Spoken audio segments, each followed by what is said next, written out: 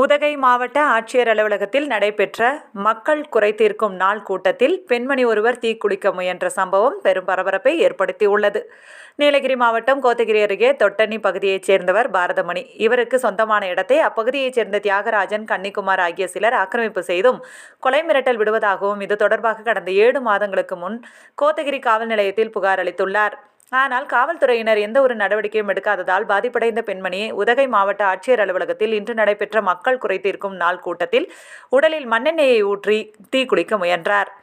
அப்போது மாவட்ட ஆட்சியர் அலுவலகத்தில் பாதுகாப்பு பணியில் ஈடுபட்டிருந்த காவல்துறையினர் மண்ணெண்ணெய் கேனை பறிமுதல் செய்து அப்பெண்மணியிடம் இருந்த புகார் மனுவை பெற்றுக்கொண்டு உரிய நடவடிக்கை மேற்கொள்ளப்படும் என தெரிவித்ததோடு T3 காவல் நிலையத்திற்கு அழைத்துச் சென்று விசாரணை மேற்கொண்டு வருகின்றனர்.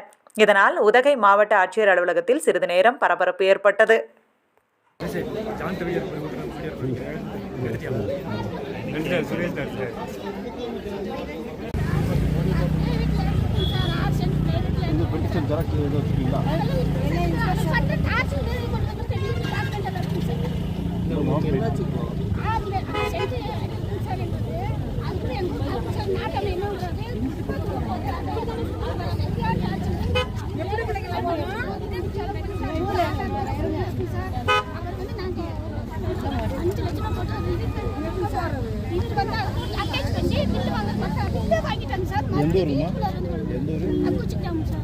உங்க பேரு